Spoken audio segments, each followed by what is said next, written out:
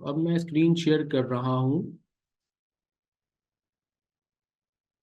और हम डिस्कस करते हैं question number 3 of your latest December 2023 attempt. ये मैं शेयर करना कर देता हूं बंद और हम करते हैं दिस स्क्रीन शेयर। ये सबको नजर आ रहा है? देखिए ओके अगर सबको नजर आ रहा है ये।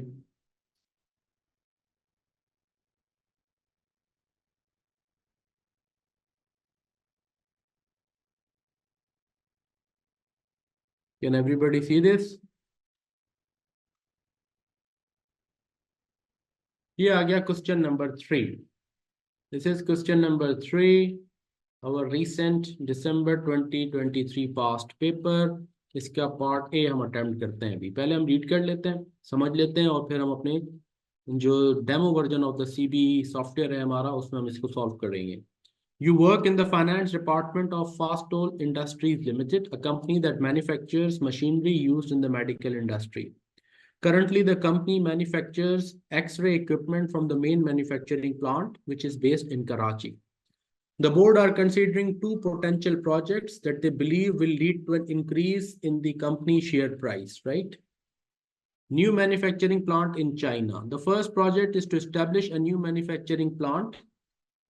दो पोटेंशियल प्रोजेक्ट्स हैं जिनका जिक्र हो रहा है, जो कि बोर्ड समझता है will really help the company। The new manufacturing plant in China. The first project is to establish a new manufacturing plant for X-ray machines in northern China. In many ways, this is a copy of the existing plant in Karachi. The expansion to China will open a new geographical market for Fastol. Details of the expected cash flows from this project are shown below. Investment cash flows. Fastol has already incurred Yen 500,000 in market research and legal fees in relation to securing the lease on suitable premises. The company will also invest in specialized equipment necessary to manufacture X-ray machines. Fastol has already incurred कितना? Yen 500,000 in market research and legal fees। जो already incur हो चुका वो क्या है? That's a sunk cost, right? And it's irrelevant।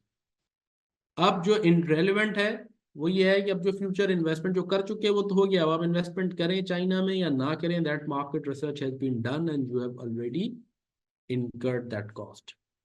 The company will also invest in specialized equipment necessary to manufacture X-ray machines. Definitely, equipment आपको लेनी पड़ेंगी। The company will initially purchase one specialized piece of equipment at a cost of Yen 10 million, which will support the manufacture of up to 30 X-ray machines per year. Additional equipment will be purchased as required to satisfy the production and sales demand, such that once demand exceeds 30 X-ray machines, Fastol will need to purchase another piece of equipment at a further cost of Yen 10 million, and so on as demand levels increase. Investment in the equipment will take place just before the beginning of each relevant year. The board anticipates that the price of this equipment will not change over the next 5 years. अब ये important है कि आपकी 30 x ray machine की एक equipment produce कर सकती है। जैसे ही आपकी डिमांड बढ़ेगी and you need to produce and sell more than 30, तो फिर आप नई मशीन ले लेंगे। 60 यानी लेट से 30 से बढ़ के 40 हो गया, यू नीड 2 मशीन। 70 हो गया, यू नीड 3 मशीन, क्योंकि 2 मशीन अप टू 60 तक की प्रोडक्शन को सपोर्ट करेंगी एंड सो ऑन। और हर मशीन की, हर इक्विपमेंट की जो कॉस्ट है वो 10 मिलियन येन है। और ये कॉस्ट के लिए बड़ा इंपॉर्टेंट है, कहा गया the board anticipates that the price of this equipment will not change, यानी this cost will remain the same over the next 5 years. Operating cash flow, the company expects to manufacture and sell 10 X-ray machines in the first year. Production and sales in the second year will be 20 machines. तो जब तक 20 है एक ही equipment जरूरी है। And this is expected to increase by 20 machines per annum. तो तीसरे साल आप कि 40 की आपकी डिमांड हो जाएगी, you know. Production and sales 40, तो आपको 2 मशीन चाहिए होंगी। अच्छा, जब 2 मशीन चाहिए तो फिर आपको परचेज करनी पड़ेगी अनदर मशीन। ऊपर लिखा हुआ है Fastol will need to purchase another equipment at a further cost, and so on as the demand increase. Investment in new equipment will take place just before the beginning of the each relevant year. यानी अगर मेरा year 3 के अंदर मुझे 40 की production करनी है तो ईयर 2 के ही एंड पे मुझे एक और मशीन चाहिए, तो I will by another machine at the end of the year 2, ताकि मैं 40 की प्रोडक्शन एंड से तीसरे साल में कर सकूं। चौथे साल के अंदर फिर ये 60 होगी और पांचवें साल में 80 हो जाएगी। तो पांचवें साल में 80 के लिए क्या जरूरी है कि चौथे साल के एंड पे फिर तीसरी मशीन मौजूद हो। दी कंपनी, मैं फिर रिपीट कर रहा हूँ, ऑपरेटिंग कैश फ्लोज में the company expects to manufacture and sell 10 extra machine in the first year, production and sales in the second year will be 20 machine and this expected to increase by 20 machines per annum in each of the next 3 years such that 80 machines would be sold in the fifth year. Each X-ray machine can be sold for 800,000 yens in today's prices। अब ये today's prices में machine के लिए कहा गया है कि उसकी प्राइस 5 साल सेम रहेगी 10 मिलियन, जो इक्विपमेंट है एक्चुअली। और एक्सरे मशीन जो कि आप सेल करेंगे उसकी जो कॉस्ट है वो 800,000 येन है आज की प्राइस में। और नेचुरली फिर इसकी इन्फ्लेशन के बारे में भी हमें बताया गया होगा, बताया जाएगा। Variable cost are 40% of the sales value. Fixed costs, which include the lease costs for the premises, will be yen 1.9 million in each। अच्छा, वेरिएबल कॉस्ट 60% है, इसका मतलब है कंट्रीब्यूशन मार्जिन हो गया 60%। फिक्स कॉस्ट के लिए बताया गया which include the lease cost for the premises will be 1.9 million in year 1, 2 million in year yen 2 million in year 2, yen 2.2 million in both the third and fourth year, and yen 2.5 million in the fifth year।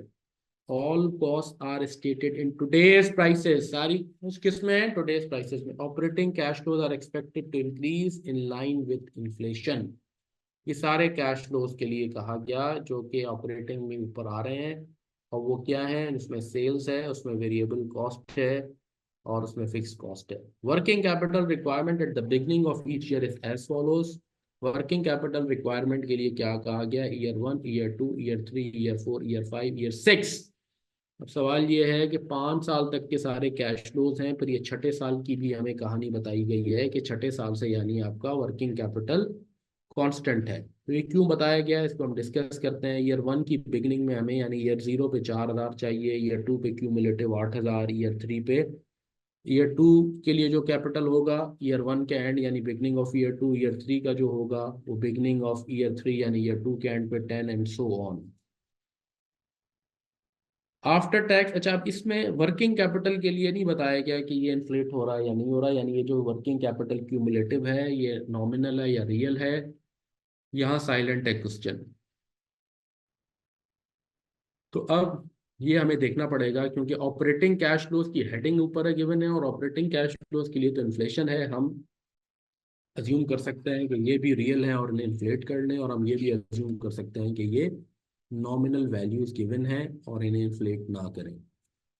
All after tax cash flows from the project will be remitted to or from Pakistan। चूंकि ये येन में हो रहे हैं, China में investment है, जितनी भी आपके ऑपरेटिंग कैश फ्लोज आएंगे,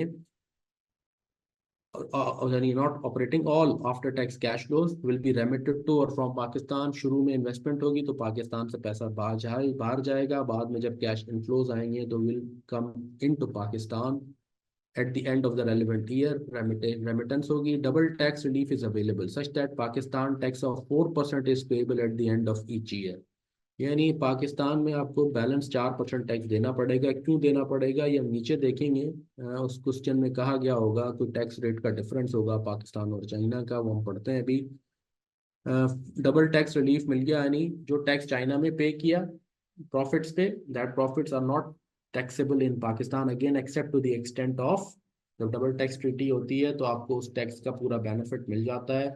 और अगर कोई डिफरेंशियल टैक्स है तो आप यहाँ दे देते हैं। अगर फुल डबल टैक्स ट्रीटी होती है तो उसके अंदर वो डिफरेंशियल भी यहाँ नहीं देते। यहाँ कहा गया है कि double tax relief is available such that Pakistan tax of 4% is payable at the end of each year in respect of the taxable cash flows।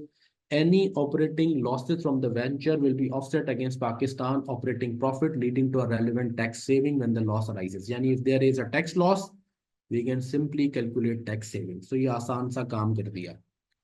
ये हो गई चाइना की इन्वेस्टमेंट। फिर अगर दूसरा ऑप्शन क्या है, new manufacturing plant in Karachi. The company has successfully completed the initial research phase for the design and manufacture of magnetic resonance imaging, जिसे एमआरआई कहते हैं हम, एमआरआई मशीन्स।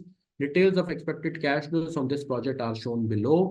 वो क्या है? To date Fastol has invested rupees 140 million in research and development of the new MRI machines. It has also secured a lease on suitable premises.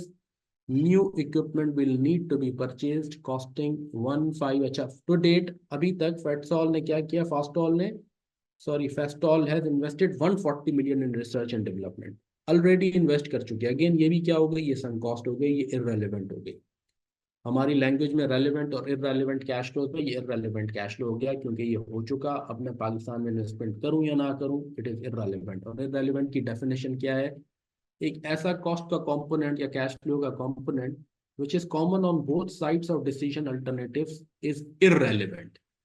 यानी अब मैं इन्वेस्ट करूं या इन्वेस्ट ना करूं, दो ही अल्टरनेट हो गया ना, इन्वेस्ट करूं या इन्वेस्ट ना करूं। दोनों ही केसेस में 140 मिलियन की कॉस्ट इनकर हो चुकी, so it is an irrelevant हमारी cost. It has also secured a lease on suitable premises. New equipment will need to be purchased, costing 1500 million in total. This will be required. This will be acquired and paid for in 3 equal amounts, with the first purchase taking place immediately just before the end. With first purchase taking 3 equal amounts, with the first purchase taking place immediately just before the end of the current accounting period. And ये 1500 को 3 हिस्सों में आप पे करेंगे, सिर्फ 500 500 500। एक time zero से शुरू हो जाएगा, फिर फर्स्ट ईयर, फिर second year. The subsequent payments will be in 1 and 2 years time.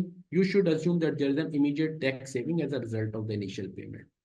तो टैक्स सेविंग जैसे वहां भी था, यहाँ भी यही है कि जो आप कैपिटल इन्वेस्टमेंट कर रहे हैं वो इमीडिएट उसकी टैक्स सेविंग आपको मिल जाएगी। यानी treat it just as an expense, 100% allowable. ऊपर भी अगर आप देखें तो यही बात लिखी हुई थी, यहाँ पे भी।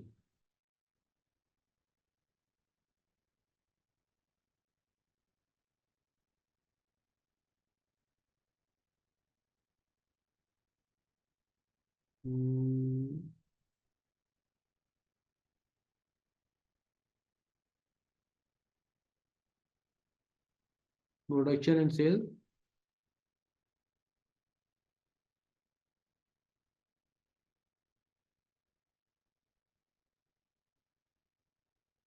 The company will initially purchase to purchase another piece and so demand investment will just be a beginning. The board anticipates, यहाँ ये बात नहीं लिखी हुई, लेकिन हाँ लिखी हुई थी, हमने कुछ पढ़ा है ऐसा ही।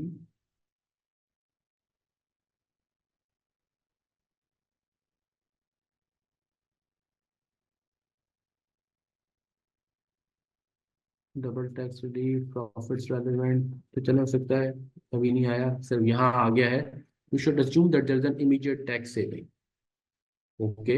अच्छा, अब ऑपरेटिंग कैश फ्लोज पे आ जाए। Each MRI machine sales for rupees 280 million in current terms. Again current terms, current terms का मतलब क्या हो गया? Time zero today's prices. Fastol expects to sell 5 machines in each of the first and second year, and then 15 machines in each of the next 3 years. Variable cost will be 55% of sales, यानी यहाँ 45% CM है। Annual fixed costs, which include building lease costs, are 100 million in the first 2 years, पहले साल में 100 million, and then will increase to 150 million in each of the following 3 years. Operating cash flows will increase in line with inflation. यहाँ भी वही है, यानी तकरीबन कहानी हमें वही बताई गई है। इन्फ्लेशन जैसे ऑपरेटिंग कैश फ्लोज इंक्रीज होंगे, वहां भी ऑपरेटिंग कैश फ्लोज इन्फ्लेट हो रहे हैं। Investment in working capital is also required, वहां भी रिक्वायर्ड थी। This comprises an initial investment of 320 million, time zero पे working capital will need to increase to support the growth such that working capital required for second year of trade will increase to 440। यानी year 2 के लिए चाहिए तो year 1 के and पे, यानी year 2 की बिगनिंग पे 440 चाहिए, followed by further increase of 560 million for year 3 onwards. और तीसरे साल के लिए आपको 560 मिलियन चाहिए, यानी ईयर 2 के एंड पे ये होना चाहिए, और फिर ये कांस्टेंट रहेगा। अगेन यहाँ हमें वर्किंग कैपिटल के लिए इन्फ्लेशन की बात नहीं की गई, और यहाँ साइलेंट है। हम इसे ले भी सकते हैं और हम इसे इग्नोर भी कर सकते हैं, क्योंकि ऑपरेटिंग कैश फ्लोज तक की जो पैराग्राफ है उसमें यहाँ भी यही लिखा हुआ था। ऑपरेटिंग कैश फ्लोज के लिए ही यहाँ लिखा हुआ था, operating cash flows are expected to increase. तो अब ऑपरेटिंग कैश फ्लोज को वो यही इन्हीं कैश फ्लोज के नीचे लिख रहा है। वर्किंग कैपिटल के बारे में साइलेंट है, जैसे यहाँ भी साइलेंट था। अच्छा जी, project appraisal. Fatsol appraises all project over a planning horizon of 5 years at a nominal cost of 12%. ये है इंपॉर्टेंट बात, 12% की नॉमिनल कॉस्ट, और आप प्रोजेक्ट्स को अप्रेस करेंगे 5 years पे। A terminal value is always included at the end of 5th year। अब इसका मतलब है प्रोजेक्ट तो 5 साल बाद चलेगा, यहाँ भी और वहां भी, लेकिन हम 5 साल के बाद अब 6 year और ऑनवर्ड्स के जितने कैश फ्लोज होंगे उनकी एक वैल्यू, टर्मिनल वैल्यू निकाल लेंगे। इसीलिए शायद उन्होंने यहाँ वर्किंग कैपिटल 6th year का भी गिवन है। कोई प्रोजेक्ट तो चलेगा, हम अपनी वर्किंग 5 साल के एंड तक में क्लोज कर देंगे, और 5 साल के बाद ईयर 6 टिल इन्फिनिटी तक के जो भी कैश फ्लोज हैं, जितना भी प्रोजेक्ट चलेगा, उन सब की एक एक टर्मिनल वैल्यू हम निकाल लेंगे। और वो कैसे कैलकुलेट करेंगे, क्वेश्चन कह रहा है the terminal value of the project is calculated as 5 times the after tax operating cash profit.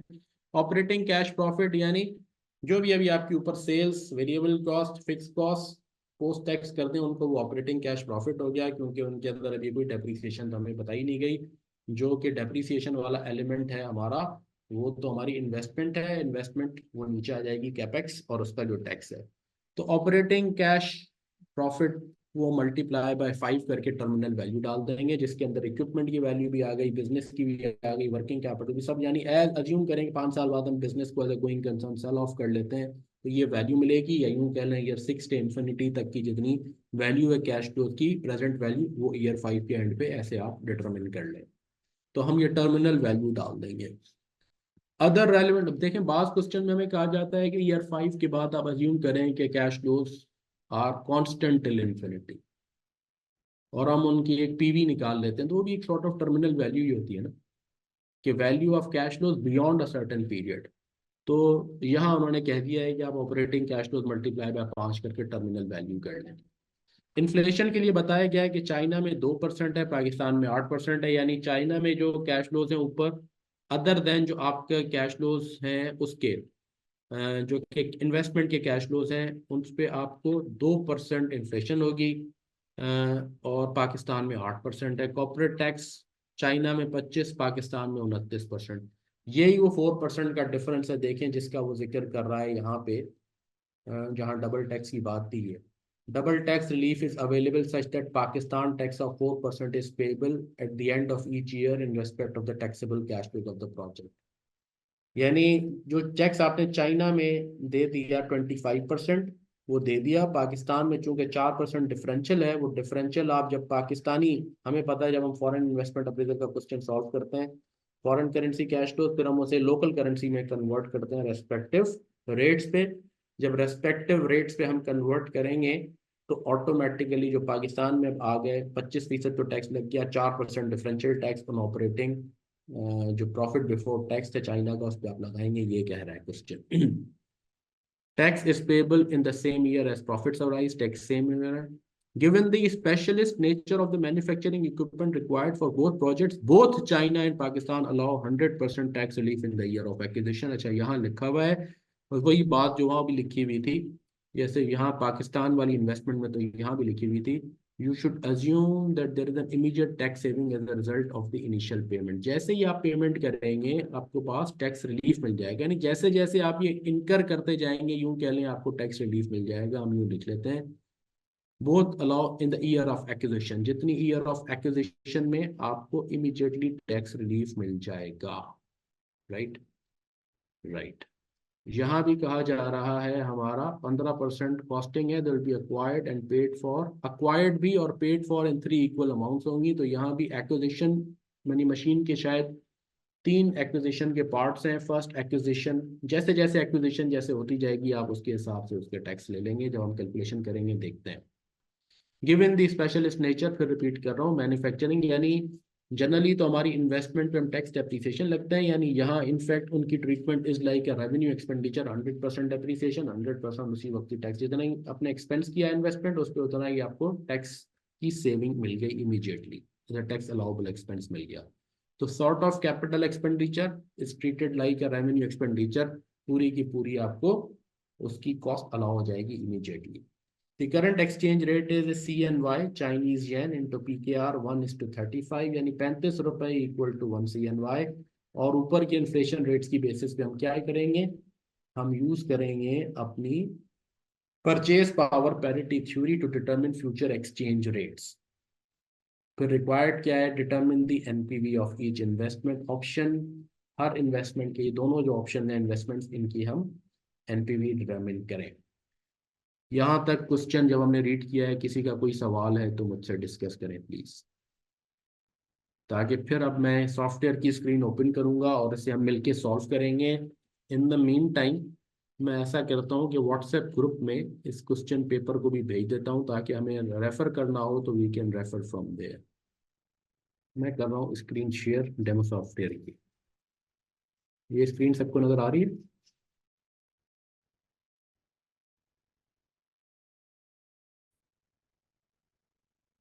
और क्वेश्चन हमारे पास मौजूद है और उस क्वेश्चन को हम रेफर करते रहेंगे। हमने क्वेश्चन 3 का पार्ट ए हम अटेम्प्ट कर रहे हैं। दो इन्वेस्टमेंट ऑप्शंस हैं, एक इन्वेस्टमेंट इधर इन चाइना और दूसरी इन्वेस्टमेंट इन पाकिस्तान। तो हम let's calculate the NPV of each of the two options. पहले ये हमारे पास investment in new manufacturing plant in China.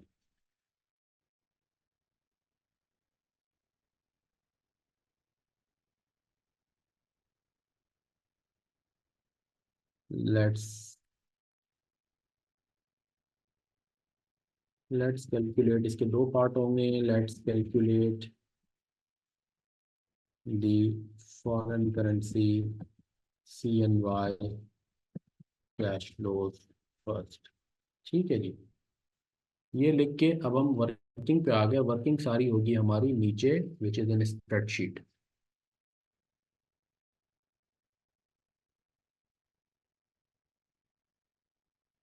Investment in China,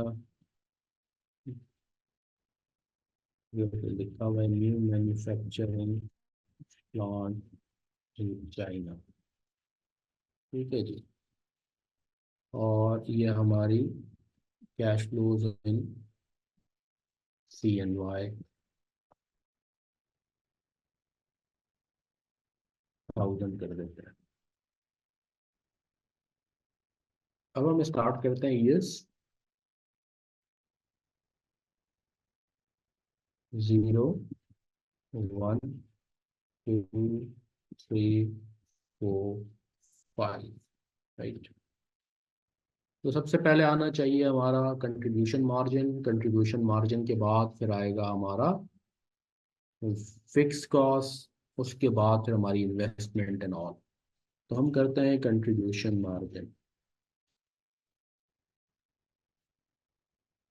और कंट्रीब्यूशन मार्जिन निकाल लें तो फिर फिक्स कॉस्ट आएगी। फिक्स कॉस्ट आएंगी तो फिर उसके बाद PBT आ जाएगा, फिर टैक्स आएगा at the rate of China में 25% है।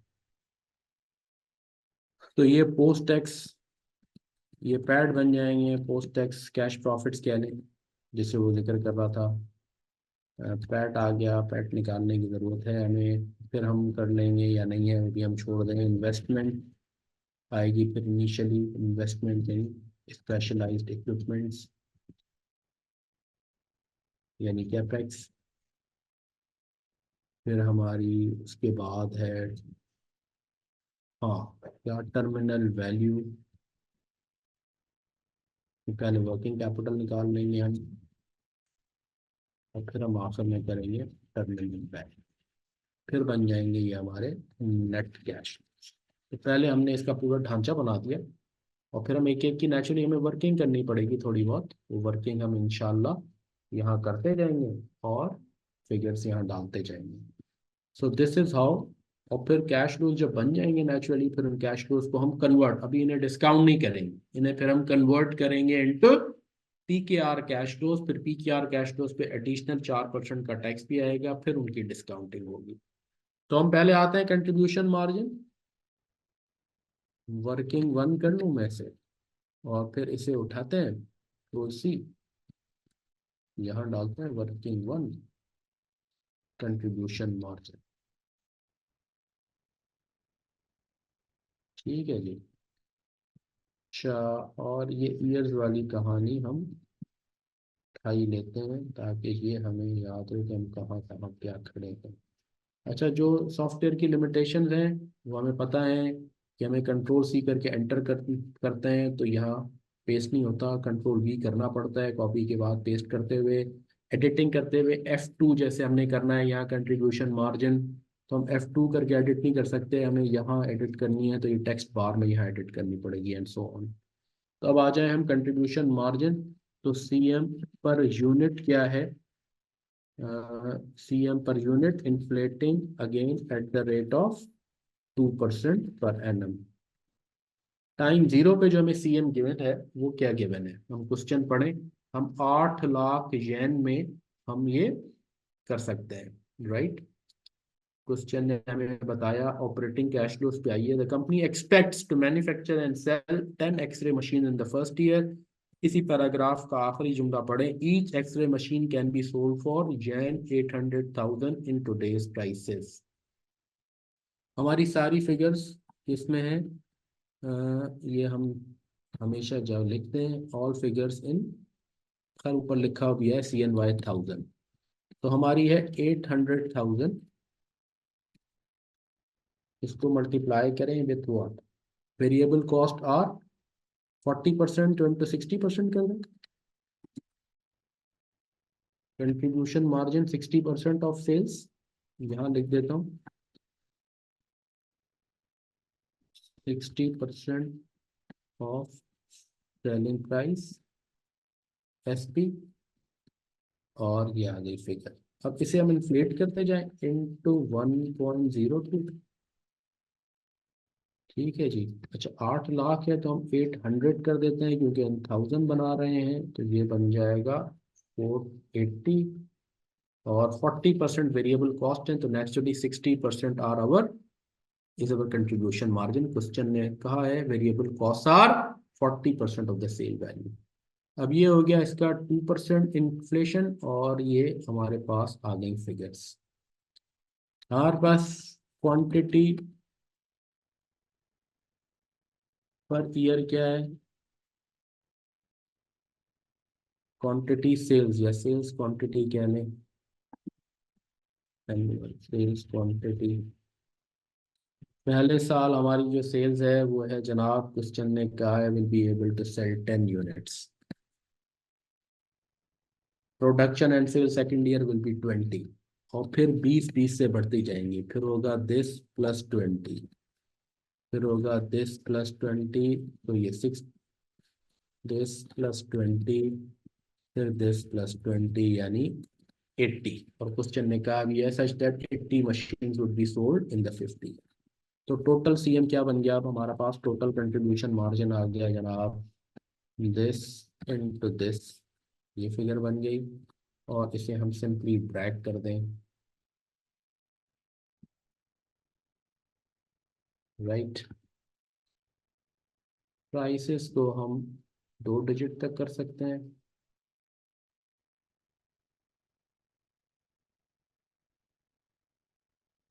और इन्हें हम सिंगल डिजिट तक ही रखते हैं।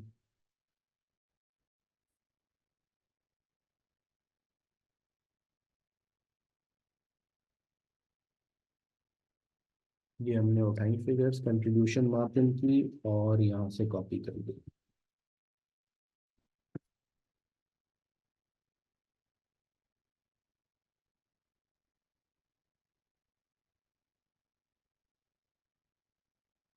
ना सिर्फ ये बल्कि नीचे सारे कैश फ्लोज तक के लिए हम ये काम कर लेते हैं कि ये ठीक हो गया। अब आ गया फिक्स कॉस्ट, इसको हम कर लेते हैं W2।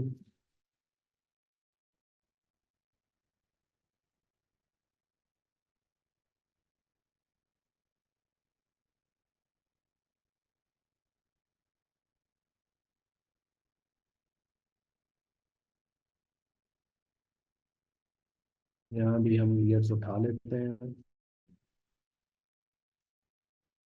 अच्छा, फिक्स कॉस्ट के लिए हमें कहा गया fix cost at today's prices क्या है, एट करंट प्राइसेस,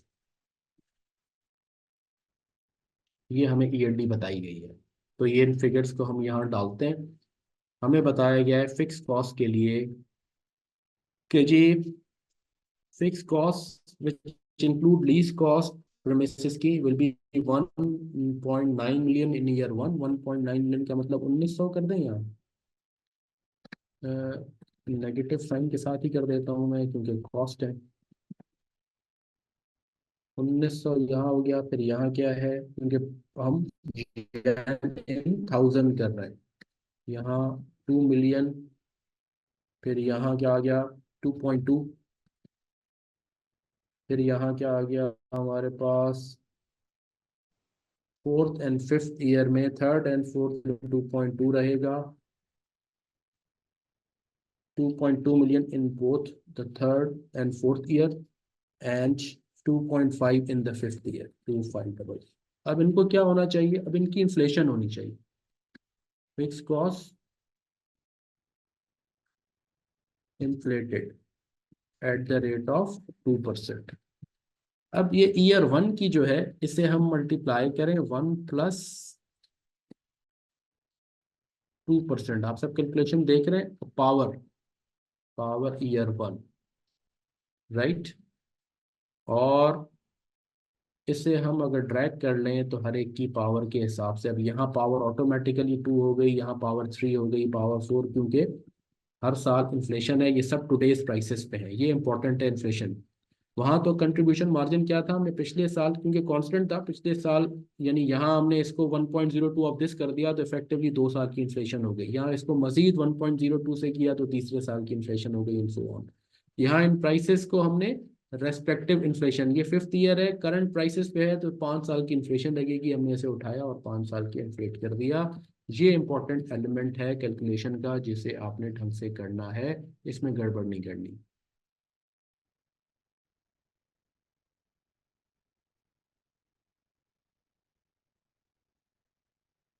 जी आ गया जनाब। अब हमने फिक्स कॉस्ट उठाई और यहाँ डाल दी,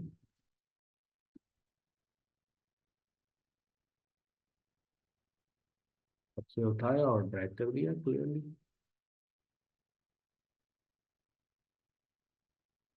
ठीक हो गया जी। अब इसकी बेसिस पे हमारे पास पीबीटी आ गया, दिस प्लस दिस। अब देखें स्प्रेडशीट का फ़ायदा ये है ना, ये ब्यूटी है हमारी कि हमें सिंपल ड्रैग किया और खुद ही कॉपी पेस्ट हो गया, सारी कैलकुलेशन खुद से नहीं करनी पड़ रही, ये इसकी आसानी है। टैक्स आएगा दिस इंटू 0.25, राइट, 25%।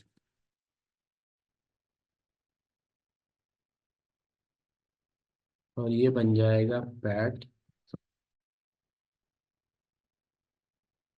बजाय पैट लिखने के मुझे लिखना चाहिए, अब देखें यहाँ पे एडिटिंग भी आपकी आसान है, मुझे लिखना चाहिए pre tax operating cash flows.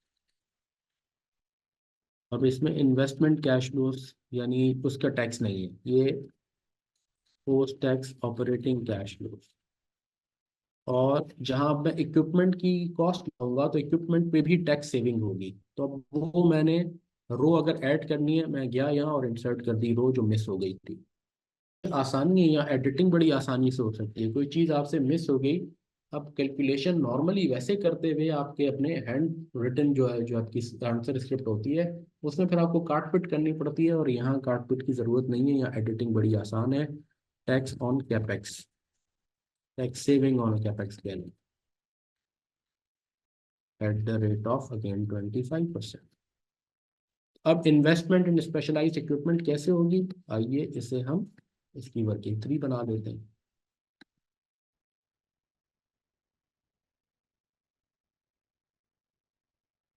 Everybody with me, तो मुझे लिखें ओके, इफ नॉट कोई इशू है तो मुझसे डिस्कस करें।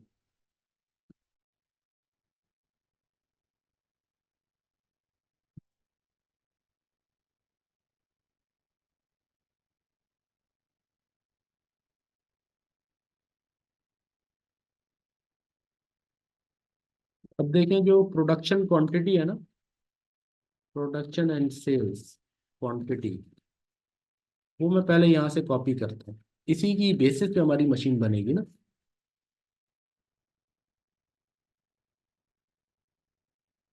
ठीक है। अब आप मुझे बताएं, यहाँ मुझे एक्सरे मशीन स्पेशलाइज्ड इक्विपमेंट्स कितनी चाहिए।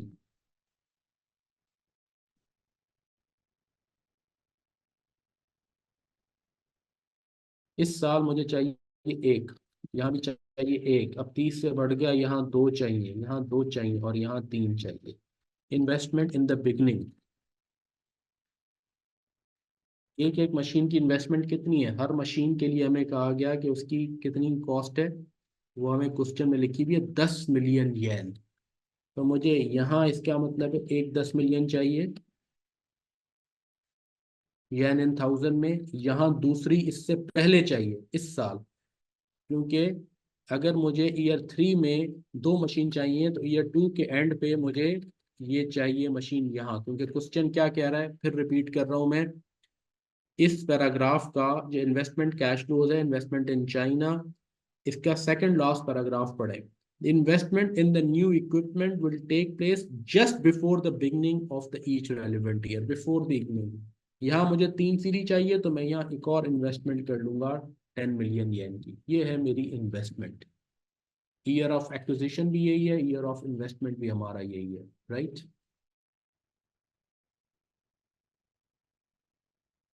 तो जनाब ये हमारी फिगर्स हो गई तीनों।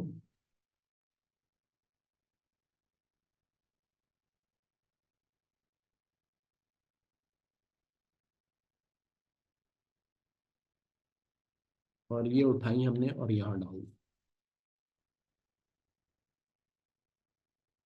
Year 0,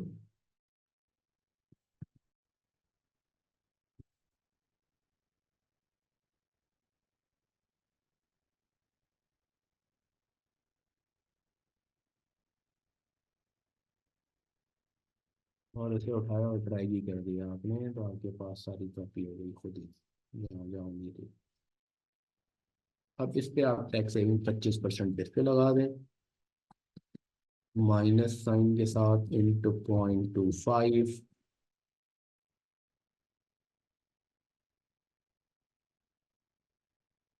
tax saving in relevant year. अब आ गया वर्किंग कैपिटल। वर्किंग कैपिटल भी हम कैलकुलेट करते हैं, इसको करते हैं W4।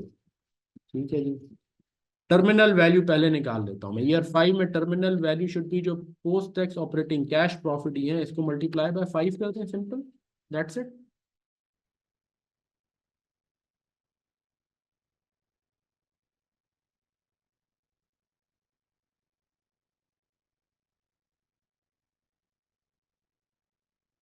और यहाँ लिख भी देते हैं टर्मिनल वैल्यू, एडिटिंग करनी है, टेक्स्ट बार में चले गए, और क्या लिखा यहाँ, terminal value is 5 times post tax, 5 into post tax operating cash flow of year 5, that's it, ये लिख दिया आपने। अब नेट कैश फ्लो आ गया आपका। नेट कैश फ्लो हम बना लेते हैं, यानी सम करके लिख लेते हैं, और फिर जैसे ही हमारे पास यहाँ से उठाते हैं, ये कॉलम से लेके यहाँ तक, ठीक हो गया जी। और जैसे ही वर्किंग कैपिटल की फिगर डालेंगे तो ये ऑटोमेटिकली कंप्लीट हो जाएगा, सिर्फ अब वर्किंग कैपिटल की वर्किंग करनी है। और वर्किंग कैपिटल भी कौन सा वर्किंग कैपिटल, हमें यहाँ लिखना चाहिए incremental working capital. We should write and से इंक्रीमेंटल वर्किंग कैपिटल। उठाया हमने और यहाँ डाल दिया इंक्रीमेंटल वर्किंग कैपिटल। अच्छा, अब क्वेश्चन में हमें क्या गिवन है, मैं ईयर्स उठा लेता हूँ यहाँ से अगेन, आगे मेरे पास यहाँ सारी फिगर्स हो। क्वेश्चन ने हमें रिक्वायरमेंट दी है क्यूमुलेटिव वर्किंग कैपिटल। ठीक है जी। अब क्यूमुलेटिव वर्किंग कैपिटल जो हमें गिवन है, अब ये हमारी अजम्पशन है, हम इसे रियल लें या हम इसे नॉमिनल अज्यूम कर लें। क्वेश्चन पे हम आ गए। अब देखें, ईयर 1 की बिगनिंग में 4,000, 8,000, ईयर 2 के लिए यानी ईयर 1 की एंड पे चाहिए, ईयर 2 के लिए 10,000, और यहाँ 13,000, यहाँ क्या चाहिए 15,000, और यहाँ फिर कांस्टेंट है तो 15,000 15,000। If we assume this is nominal, if we assume this to be nominal, तो फिर हम इसी की बेसिस पे इंक्रीमेंटल निकाल लेंगे। If we assume it to be nominal, अगर आप इसे नॉमिनल अज्यूम ना करें और आप इससे कहें कि ये रियल है, तो फिर आप पहले इसे इन्फ्लेट करेंगे। तो फिर आप कहेंगे क्यूमुलेटिव, इसे कहेंगे क्यूमुलेटिव वर्किंग कैपिटल रियल, और इसे कहेंगे क्यूमुलेटिव वर्किंग कैपिटल नॉमिनल। तो फिर आप इसे इन्फ्लेट करेंगे इनटू हर एक को 1+2% अगेन की पावर जो ये ऊपर है, और फिर इस हिसाब से इसे आप इन्फ्लेट कर लेंगे। तो फिर अब आप जब इंक्रीमेंटल निकालेंगे तो इस बेसिस पे निकालेंगे, ये तो एज इज आ जाएगा, इसे इन्फ्लेट करने की जरूरत नहीं है, टाइम जीरो है। फिर आप कहेंगे इंक्रीमेंटल वर्किंग कैपिटल, तो फिर आप कहेंगे दिस, जो कुछ भी नहीं है, सही यहाँ तक इंक्रीज, और फिर आप ये डिफरेंशियल निकालते जाएं। और अगर आप इसे मान लेंगे तो फिर आप इसकी बेसिस पे वर्किंग करेंगे। तो अब हम पे है, चूंकि क्वेश्चन ने ऑपरेटिंग कैश फ्लोज के कॉलम पे लिखा है और नीचे कुछ नहीं लिखा हुआ, तो हम ये भी अज्यूम कर सकते हैं कि जी ये जो क्यूमुलेटिव वर्किंग कैपिटल है ये ऑलरेडी नॉमिनल फिगर्स गिवन है, लिहाजा इस ये जो वर्किंग कैपिटल है इसको हम जो है वो नॉमिनल मान लें। ऑन द अदर हैंड, चूंकि वर्किंग कैपिटल डिपेंड ही सेल्स और वेरिएबल कॉस्ट और उस पर करता है और वो सारी टुडेज प्राइसेस पे है, तो ज़्यादा बेहतर ये है कि हम ये अज्यूम कर लें कि ये रियल है और हम नॉमिनल कैलकुलेट कर लें। तो हमने जैसे यहाँ पे नॉमिनल कैलकुलेट कर लिया, आपके सजेस्टेड सॉल्यूशन में गालिबन उसने ऐसे इन्फ्लेट नहीं किया और इन्हीं फिगर्स को नॉमिनल माना है, हमने इनको रियल मान के अगर हम चलते हैं तो हमारी फिगर्स फिर क्यूमुलेटिव वर्किंग कैपिटल को हमने इन्फ्लेट किया, नॉमिनल किया इनको, और फिर इसकी हमने इंक्रीमेंटल वर्किंग कैलकुलेट कर ली यहाँ पे। अब आइए, अच्छा अब देखें यहाँ रिकवरी ऑफ वर्किंग कैपिटल हम इसलिए नहीं कर रहे क्योंकि हमने टर्मिनल, अदरवाइज जहाँ नॉर्मल क्वेश्चन में हम कहते हैं there is recovery of working capital, यहाँ इसलिए नहीं की क्योंकि उसकी वजह यह है कि यहाँ पे टर्मिनल वैल्यू हमने निकाली, बिजनेस तो वैसे कंटिन्यू कर रहा है, हम ईयर 6 ऑनवर्ड्स इन्फिनिटी जब तक ये चल रहा है बिजनेस, उसकी वैल्यू हमने ये निकाल ली है। ठीक है ना। सो हम पहुंच गए यहाँ तक, अब हमने फॉरेन करेंसी के सारे कैश फ्लोज बन गए, net cash flows in foreign currency. अब हमें इन्हें कन्वर्ट करना है, यहाँ तक कि हम वर्किंग पहले क्या करें, उठाएं और कॉपी कर लें ताकि जितनी वर्किंग हो गई है उसके मार्क्स हमें मिल जाएं। जहाँ तक जितनी वर्किंग हम कर चुके हैं हमने उठाया इसे,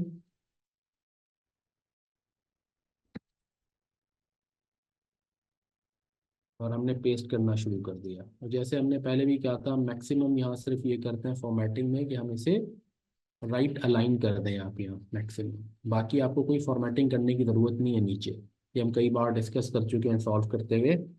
उसकी वजह ये है कि आप जो भी बॉर्डर वॉर्डर्स करेंगे ऊपर जब ले जाएंगे सारी फॉर्मेटिंग खत्म हो जाती है, ज़रूरत नहीं है हमें बहुत ज़्यादा फॉर्मेटिंग पे टाइम स्पेंड करने की।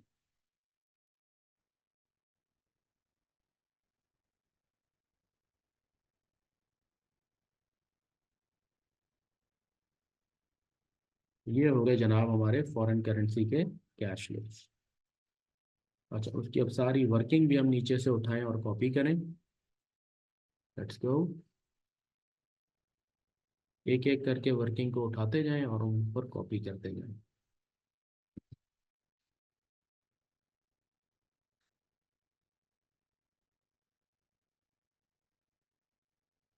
वर्किंग वन हो गई,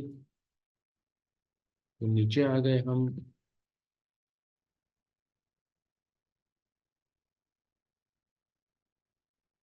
ये वर्किंग टू हो गई,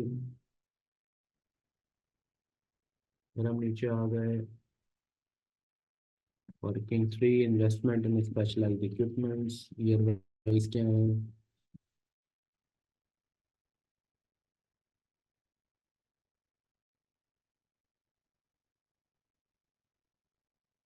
ठीक हो गया जी।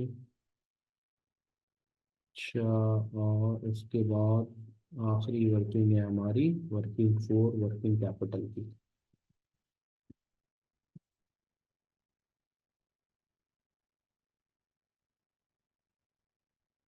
अगेन बहुत बहुत तो वो भी शेयर ना करें तो भी ओके है, लेकिन हम मैक्सिमम राइट अलाइन कर दें, figures become easier to read and refer when they are right aligned.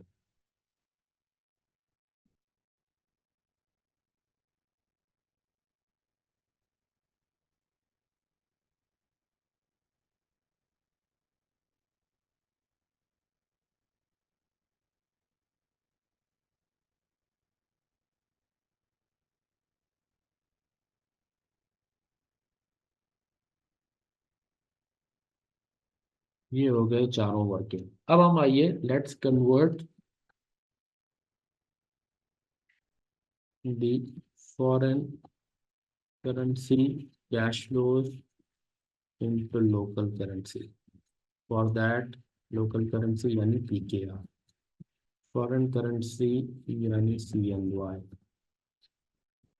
into local currency. For that we need to calculate exchange rates for all the future years using the purchase power parity theory formula। अब वो formula क्या है, वो formula लिख लेते हैं, वो formula पहले लिखते हैं।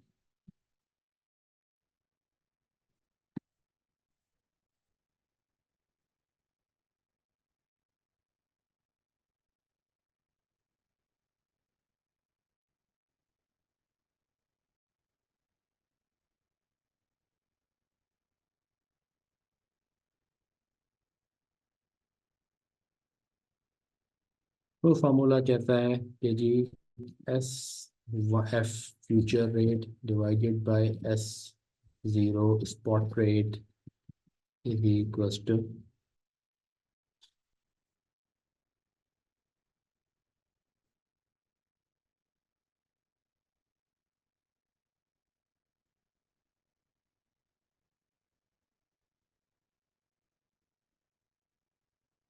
दोनों सेल्स को हम मर्ज कर लें।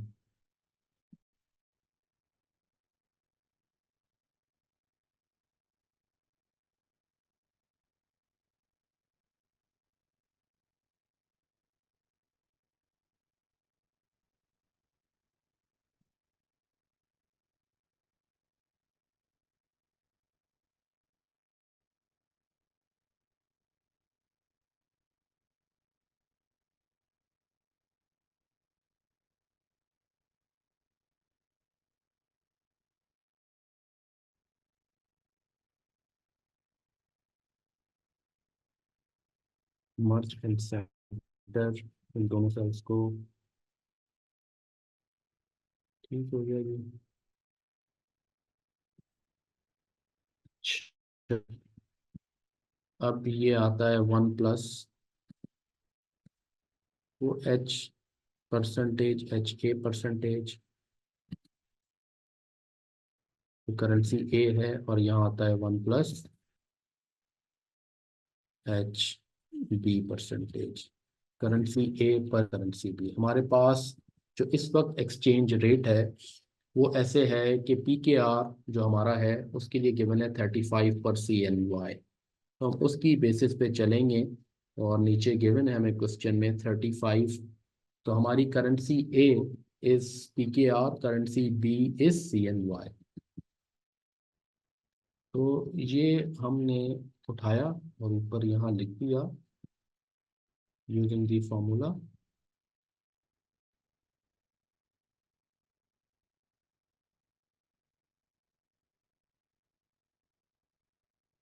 Is equals to.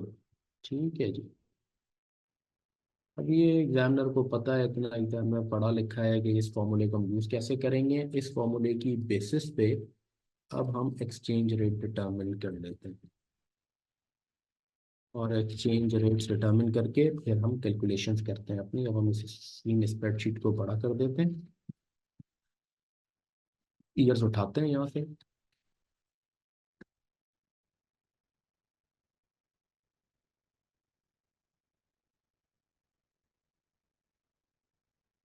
PKR पर CNY यहाँ है 35।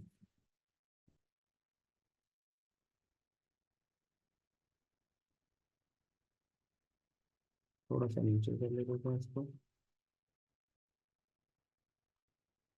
अब इस फॉर्मूले के हिसाब से दिस मल्टीप्लाई बाय जो PKR का रेट है इन्फ्लेशन का, HA परसेंटेज क्या है हमारे पास, HA परसेंटेज है हमारे पास 8% और HB इज 2%, 1 + 8%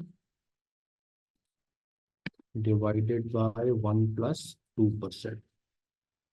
तो ये 37.06 आ गया। अब देखें इसका ना कंट्रोल चेक भी है।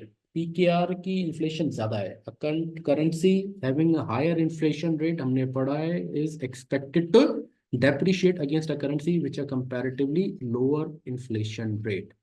तो PKR देखें डेप्रिशिएट ही हो रहा है, PKR डेप्रिशिएट ऐसा हो रहा है कि मोर PKR पर CNY, मोर PKR की तादाद कम हो रही है ना, मोर PKR पर CNY का मतलब ये है, पर येन का मतलब कि मोर PKR रिक्वायर्ड टू बाय, तो PKR की वैल्यू कम हो रही है, PKR इज डेप्रिशिएटिंग। यहाँ से हमें कंफर्म भी हो गया जो हमने फॉर्मूला यूज किया है वो ठीक यूज किया है। अब इसको हमने कुछ भी नहीं किया, स्ट्रेट उठाया और ये कर दिया। ये है ब्यूटी स्प्रेडशीट कैलकुलेशंस की। यहाँ हमने लिख दिया कि जी हमारे यहाँ HA percentage is PKR inflation which is 8%, HB percentage is China CNY inflation which is 2%। अब based on this exchange rate हमने जो कैलकुलेट किया उठाए और हमने यहाँ डाल दिए जनाब, ये टेबल उठाया और हमने ये एक्सचेंज रेट्स यहाँ डाल दिए। अब using these exchange rates we should now calculate, ये यहाँ लिखते गए हम, यूजिंग these exchange rates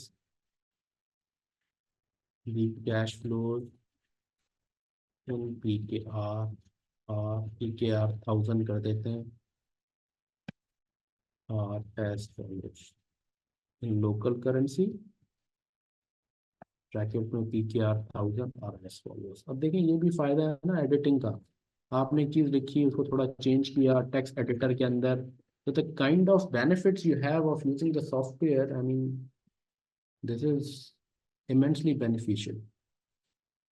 अब हमने ऊपर किया अपनी स्प्रेडशीट की स्क्रीन को बड़ा किया और अब हमें हेडिंग दे दीजिए PKR cash flows,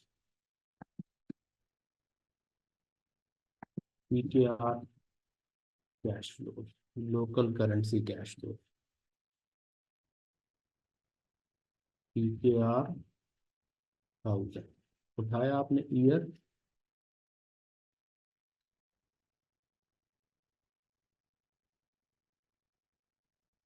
converting CNY into PKR at respective exchange rates।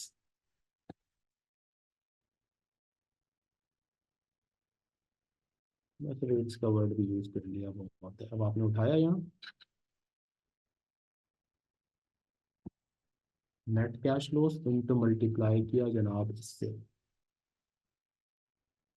और ये बन गए आपके कैश फ्लोस। फिर आपने कहा additional 4% PKR tax on post tax,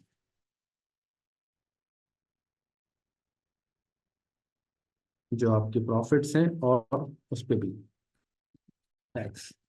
अभी additional 4% tax on the pre tax operating cash flows. अच्छा जी, अब आ गया हमारे पास 4% एडिशनल टैक्स जो PKR वाला जिसकी हम बात कर रहे थे पहले, 29 - 25%। अब ये टैक्स लगेगा दो पे, एक तो on the pre tax operating cash flows, उस पे हमें, अगर हम ऊपर अपनी वर्किंग देखें, इसे हम ऊपर कर देते हैं अभी। सो हम जो फॉरेन करेंसी के जो हमारे कैश फ्लोज हैं उनमें दो टैक्स इम्पैक्ट्स आए हैं, दोनों पे डिफरेंशियल आएगा। Pre tax operating cash flows, इस पे भी 25 लगाए, 4% हम मजीद लगा देंगे। नेचुरली जब यहाँ लाएंगे तो हम एक्सचेंज रेट से मल्टीप्लाई करके पीकेआर में भी कर देंगे। और टैक्स सेविंग जो कैपेक्स पे है 25%, उस पे भी एडिशनल 4% आ जाएगा, तो वो भी 29% हो जाएगा। तो अब हम यहाँ स्टार्ट कर रहे हैं this 4% tax on pre tax operating cash flows. Year 1 से है ये होना चाहिए this pre tax operating cash flows. कहाँ गए हमारे ये, माइनस की साइन लगा देता हूँ क्योंकि माइनस दिस ये E9 sorry, this pre tax operating cash flows, इस पे हम लगाएं 4% और फिर इसे हम करें differential tax pre tax operating cash flows और मल्टीप्लाई करें इसे हम, एक्सचेंज रेट आ गया हमारा 37.06, ये फिगर बन गई। इसे हम ड्रैग कर दें तो ये फिगर हमारी ईयर 5 तक पहुंच जाएगी। ये फिगर्स आ गई। फिर हम आ जाएं जनाब additional 4% tax on on investment, ठीक है ना, जो हमारा कैपिटल एक्सपेंडिचर कहते हैं, जिसका 25% टैक्स वहाँ आ गया। ये यहाँ से शुरू होगा, ये भी माइनस करें, इसे उठाएं। फिगर क्या है, ये फिगर है जनाब इन्वेस्टमेंट इन दिस, और इस पे लगाएं अगेन 4% और इसे मल्टीप्लाई करें with the exchange rate of this, और इसे उठा के हम ले आए यहाँ पे।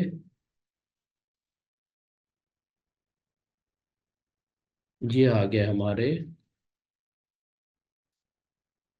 एडिशनल 4% प्री टैक्स आ गया। तो थोड़ा स्पेस देने के लिए ये टैक्स आ गया और एक आ गया हमारे पास ये टैक्स। बस अब हमारे पास और कोई कैश फ्लोज नहीं है, तो हमारे पास net cash flows in P के आ गए। सम कर दें इन सब का,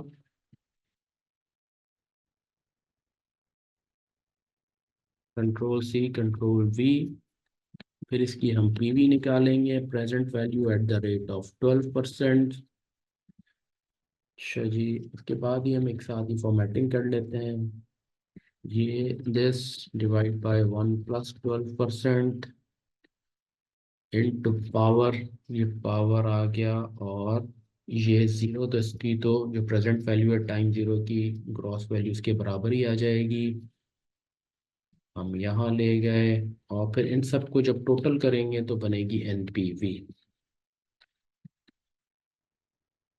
सारे कैश फ्लोज को हम अब इनकी थोड़ी फॉर्मेटिंग कर दें ताकि ये रीडेबल बन जाए, कॉमा, ठीक हो गया जी। अब आ गई हमारे पास एनपीवी, नेट कैश फ्लोज को हम बोल्ड कर देते हैं। ये हमारे नेट कैश फ्लोज थे, ये पीवी आ गई, फिर इनकी बेसिस पे एनपीवी आ जाएगी। सो एनपीवी बिकम्स 4 तकरीबन 7 बिलियन की हमारी एनपीवी आ गई। अब हम उठाएं इसे, इस वर्किंग को, यानी ये पॉजिटिव है। अब नेचुरली दूसरे ऑप्शन को देखेंगे तो हम कंपेयर करने के काबिल होंगे। इसे मैं ऊपर कर देता हूँ ताकि इसकी रीडेबिलिटी ठीक हो जाए, इसे भी और ऊपर कर देते हैं। ये हमारे जो लोकल करेंसी के कैश फ्लोज हैं इन्हें हमने उठाया, लोकल करेंसी कैश फ्लोज, और ये वर्किंग उठाई और ऊपर हमने पेस्ट कर दी ताकि हमारा एक जो पहली वर्किंग है वो कंप्लीट हो जाए। NPV 4.7 billion. और जैसे मैंने अपने कई बार कहा, हम मैक्सिमम क्या करेंगे, इनको राइट अलाइन कर देंगे, और ये राइट अलाइनमेंट हमारी फिगर्स को मज़ीद रीडेबल बना देगी। ये यस। अब एक बार सैनिटी चेक के लिए हम शुरू से ऊपर से देख लेते हैं हमने क्या किया। हम गए, हमने यहाँ let's calculate the NPV of each of the two options. Option 1, investment in new manufacturing plant. In China हमने पहले फॉरेन करेंसी CNY 1000 के कैश फ्लोज बना लिए, और contribution margin, fix cost, pre tax 25% का टैक्स, या 25% tax on capex, working capital, terminal value आ गई, और ये फिगर्स बन गई हमारी नेट कैश फ्लो। फिर ये सारी वर्किंग हमने पेस्ट कर दी। W1 contribution margin, W2 is fix cost की वर्किंग, और W3 is investment in specialized equipment which is capex, and W4 is incremental working capital। फिर हमने इन्हें कन्वर्ट किया using the purchase power parity theory formula। HA HB exchange rates आ गए, exchange rates की basis पे फिर हमारे पास लोकल करेंसी कैश फ्लोज बन गया। लोकल करेंसी कैश फ्लोज में कन्वर्जन हुई, जो कि हमारे वो कैश फ्लोज थे, और CNY के रेस्पेक्टिव एक्सचेंज रेट पे फिर दो एडिशनल, यानी PKR का एडिशनल इंक्रीमेंटल जो 4% टैक्स है वो लगा दिया। दो फिगर्स पे टैक्स आ गया। नेट कैश फ्लोज PKR के 12% नॉमिनल रेट से डिस्काउंटिंग, और ये NPV आ गई हमारी 4.7 बिलियन की NPV। तो this completes the first option. अब हम सेकंड ऑप्शन पे आएंगे, विच इज ऑप्शन जो 2 है हमारा, ऑप्शन 2, और that is about investment in new manufacturing unit in Karachi. Right जी, ये हमने कर लिया।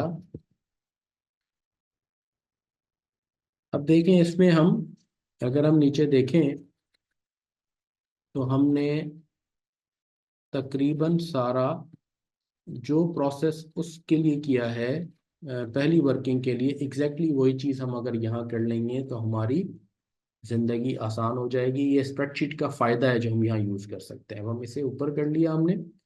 अब आप देखें वर्किंग तकरीबन सारी वहाँ पे भी यही होगी, वैसे ही ये हम फॉर्मेट उठा लेते हैं यहाँ पे। Investment in new manufacturing plant, अब देखें ये फ़ायदा है स्प्रेडशीट का, हम ये सारी वर्किंग कॉपी कर सकते हैं। यहाँ से हम कॉपी करते हैं क्योंकि पूरा एक्चुअली पैटर्न तो वही है ना। उसी तरीके से कंट्रीब्यूशन मार्जिन है, फिक्स कॉस्ट है, कैपिटल एक्सपेंडिचर पे टैक्स है। सिर्फ ये है कि लोकल करेंसी ही में सारे कैश फ्लोज हैं, तो फिर वो जो फॉरेन करेंसी से लोकल करेंसी का हमें वो प्रोसेस नहीं करना। लेकिन ये सारी वर्किंग जो है ना हम उठा सकते हैं, कंट्रोल C, और नीचे हम इसे पेस्ट कर सकते हैं, कंट्रोल V। ठीक है जी, यहाँ आ जाते हैं और इसी को चेंज करेंगे तो ऑटोमेटिकली हमारे पास बहुत सारी चीज़ें आसान हो जाएंगी। मैं इसे कह देता हूँ new manufacturing plant in Karachi, simple cash flows in PKR 1000। अब इसी में अगर हम एडिट करते जाए ना तो पूरा फॉर्मेट हमारे पास मौजूद है, तो हमारी वर्किंग बहुत ही फास्ट हो जाएगी। अब मैं आ गया contribution margin. Contribution margin CM per unit, यहाँ जो CM है 55% वेरिएबल कॉस्ट है। हम क्वेश्चन को दोबारा रीड भी कर लेते हैं, और इन्फ्लेशन है 8%। ये हमने अमेंडमेंट डिलीजेंटली करनी है। अब देखिए हमारे पास क्वेश्चन क्या कह रहा है, मैं क्वेश्चन को रीड कर रहा हूँ। क्वेश्चन कह रहा है इसमें new manufacturing plant in Karachi, operating cash flows जो हेडिंग है वहां चले जाइए। Each MRI machine sales for 280 million, selling price 280 million in current terms. फिर नीचे लिखा हुआ है variable cost will be 55% of sales, तो इसका मतलब है कंट्रीब्यूशन मार्जिन इज 45%। अब यहाँ हमने कर दिया 280 मिलियन। 280 मिलियन का मतलब 280,000 इंटू 45%, ये बन गई हमारी जनाब अ, ये CM पर यूनिट। फिर यहाँ जो हम करेंगे ये 1.02 नहीं है, ये 1.08 है, और इसको ड्रैग कर दिया हमने। 1.08 को ड्रैग करके हम ले आए यहाँ पे जनाब। ठीक हो गया।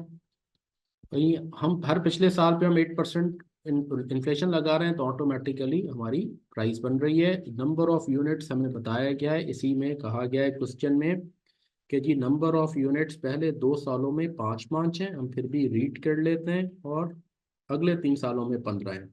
मैं रीड कर रहा हूँ। Festool expects to sell 5 machines in each of the first and second year, and then 15 machines in each of the next 3 years। तो quantity 5, 5, then 15, then 15 and then 15। That okay. अच्छा, अब हमें यहाँ ये 2 डिजिट तक नहीं चाहिए। ये price contribution margin per unit वैसे ही इतनी बड़ी फिगर है, तो इसको हम राउंड ऑफ ही रखते हैं। ये बन गया जनाब हमारा कंट्रीब्यूशन मार्जिन। टोटल सीएम देखें 680, 400 के ऊपर फिगर आ गई, 734 के ऊपर फिगर आ गई। उसके बाद ये सारी फिगर्स ऑटोमेटिकली आ गई आपकी। 734, 2380 यहाँ भी आ रही, यहाँ भी आ रही, 2571 और 277030। Everybody with me. इस कॉलम को मैं थोड़ा छोटा कर देता हूँ ताकि रीडेबिलिटी हमारी बढ़ जाए। फिर आ गई फिक्स कॉस्ट। फिक्स कॉस्ट की वर्किंग पे आ जाए। फिक्स कॉस्ट हमें बताया गया है क्या है। फिक्स कॉस्ट है जनाब 100,000 यानी 100 million इन ईयर 1 and 2। लिखा हुआ है annual fix cost which include building lease cost are ₹100 million in the first 2 years and these will increase to 150 million in each of the following 3 years।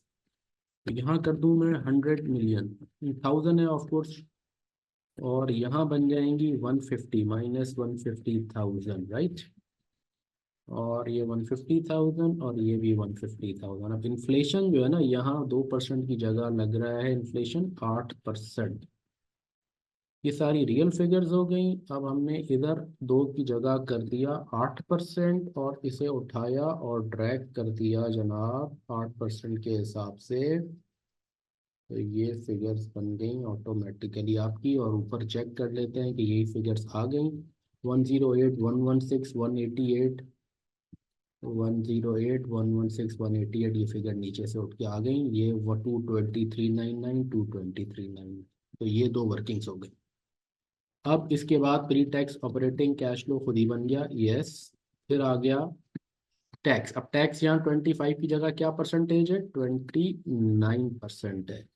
इसी तरीके से यहाँ भी हमने 0.25 को 0.29 कर दिया और इसे ड्रैग कर दिया, तो ऑटोमेटिकली ये देखिए कितनी क्विकली हमारी ये वर्किंग यहाँ हो रही है। ये बेनिफिट है आपकी स्प्रेडशीट का और आपके सीबीई सॉफ्टवेयर का। वरना अगर आप पेपर पे एग्जाम कर रहे होते तो ये सारी वर्किंग, सारी कैलकुलेशन हमें खुद करनी पड़े।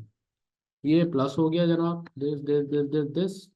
उसके बाद अब आ गया इन्वेस्टमेंट इन स्पेशलाइज इक्विपमेंट। यहाँ कोई स्पेशलाइज इक्विपमेंट का वर्ड यूज़ नहीं किया, मैं यहाँ लिख देता हूँ कैपिटल एक्सपेंडिचर। और कैपिटल एक्सपेंडिचर कहा गया है कि 1 पॉइंट कितना 1500 मिलियन है, इन 3 इंस्टॉलमेंट्स होगा स्टार्टिंग फ्रॉम जीरो। तो 1500 मिलियन यानी 500 मिलियन 3 सालों में, यूं। और फिर 000, फिर ख़त्म। और फिर इस पे जो टैक्स सेविंग ऑन कैपेक्स है, कैपिटल एक्सपेंडिचर, वो अगेन 29% है। इसको 29% कर दिया हमने। और ये उठाया कंट्रोल सी कंट्रोल बी और इसको भी हमने 000 कर दिया। अब देखिए ये W3 की ज़रूरत ही नहीं है, इसे हटा दिया हमने। और W3 नीचे से भी उड़ा देंगे, W3 इसे कर देते हैं वर्किंग कैपिटल, है ना।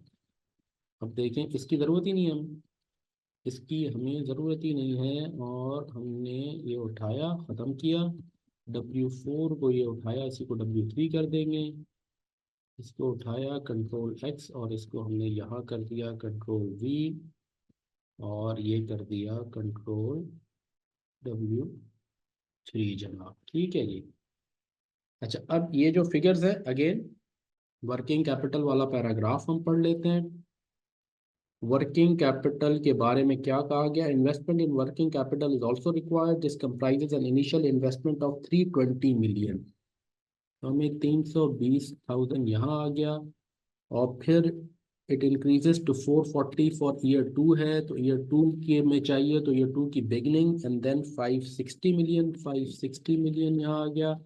और फिर ये 560 मिलियन ही पे रहेगा, फिर ये चेंज नहीं होगा। ये हमने एज डाल दिया। अब इसकी जो इन्फ्लेशन है अगेन वही बात यहाँ भी आ गई, जो ट्रीटमेंट अजम्पशन वहाँ ली चाइना में, वही पाकिस्तान में कराची में भी ले रहे हैं हम, कि ये फिगर्स रियल हैं और हम इन्हें इन्फ्लेट कर रहे हैं। लेकिन इन्हें इन्फ्लेट करते हुए जब हम लेंगे तो हम करेंगे मल्टीप्लाई बाय इंटू 1+8% की पावर कर देंगे।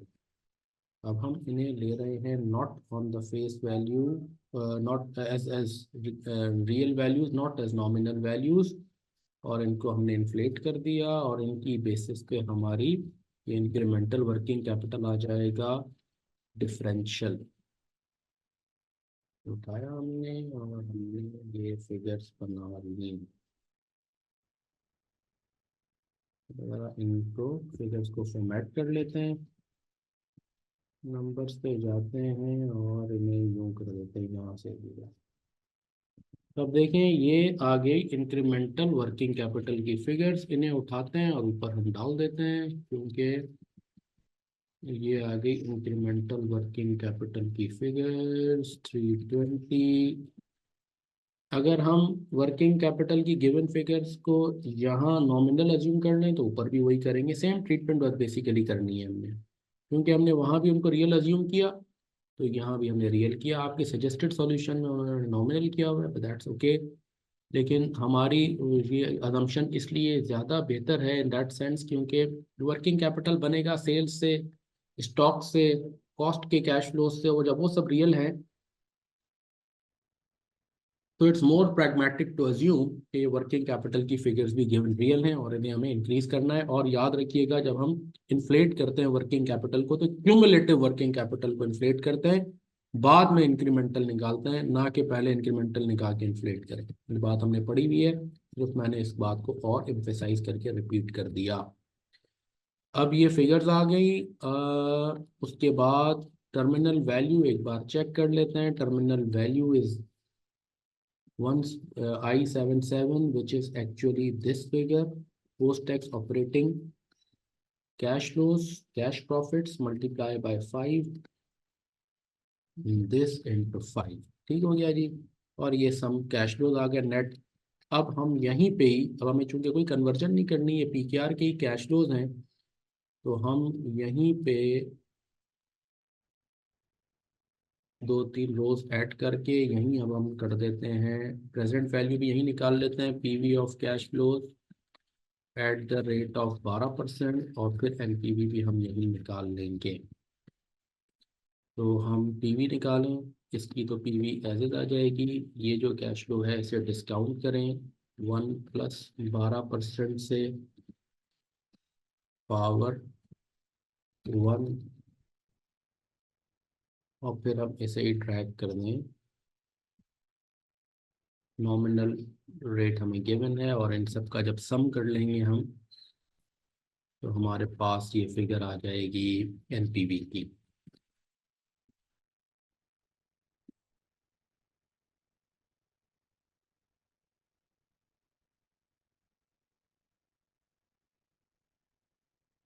तो जनाब हमारे पास एनपीवी आ गई 7.4 बिलियन। 7.4 बिलियन की एनपीवी वर्सेस वहाँ आई थी तकरीबन 4.7 थी। यहाँ पे हमारे पास, हम इसे देख लेते हैं, कंपेयर कर लेते हैं। तो नेचुरली 4.67 यानी 4.7, तो नेचुरली ये एनपीवी हमारी बेहतर है। हमने इसे उठाया,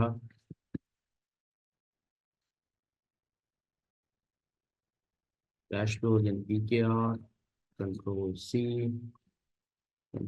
करके कीजिएगा, कट नहीं कीजिएगा नीचे वर्किंग्स आके रहें। 7.4, और हमने पहले भी डिस्कस किया है मैक्सिमम हम यहाँ क्या करते हैं, हम यहाँ राइट अलाइन कर दें ताकि फिगर्स थोड़ी अच्छे तरीके से रीडेबल हो जाए।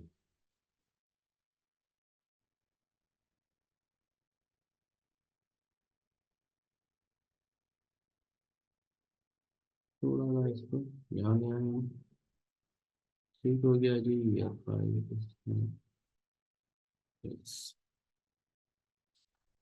तो 7.4 की हमारी आ गई जनाब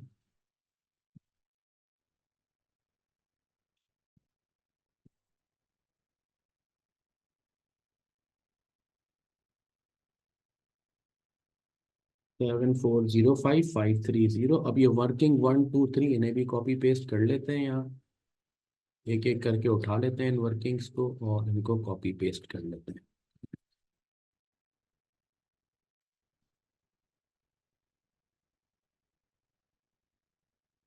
working 1 contribution margin,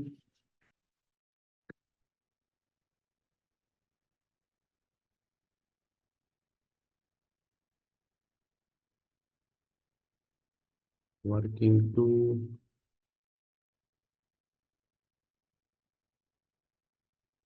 fixed cost,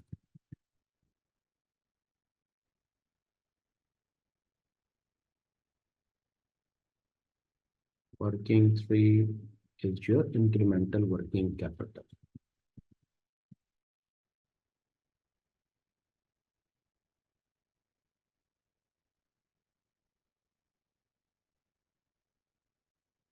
और जैसे हमने पहले कहा, बहुत बहुत हमने क्या करना है यहाँ पे, हम इन फिगर्स को राइट अलाइन कर दें ताकि इनकी रीडेबिलिटी इंप्रूव हो जाए।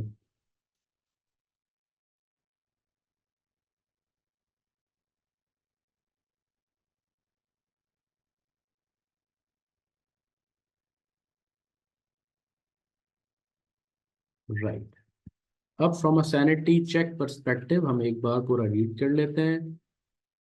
ऑप्शन 1, ये चाइना वाली तो हमने कर ली थी, हम नीचे आ जाते हैं। Investment, option 2, investment in new manufacturing unit in Karachi, new manufacturing plant in Karachi, cash flows PKR 1000 में, contribution margin, fix cost, tax, tax operating cash flows, tax at 29, यहाँ 29% है।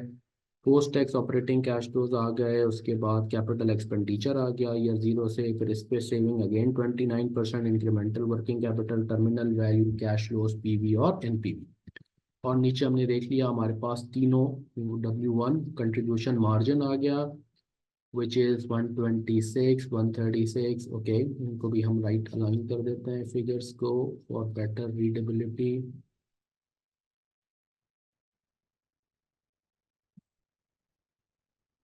अगेन 45%, इन्फ्लेटिंग 8%, ये हम कंफर्म कर लिया कि हमने सारी चेंजेस करनी है। ये यूनिट्स आ गए, ये CM आ गया, यही CM की फिगर्स ऊपर आ रही हैं। आप ये कर सकते हैं एज अ टेस्ट बेसिस पे, कैलकुलेटर से कुछ कैलकुलेशन चेक भी कर लिया कीजिएगा अगर आपको एग्जाम में टाइम मिले, ताकि आपकी कोई स्प्रेडशीट में कोई फॉर्मूला गलत लग गया है तो आइडेंटिफाई हो जाए।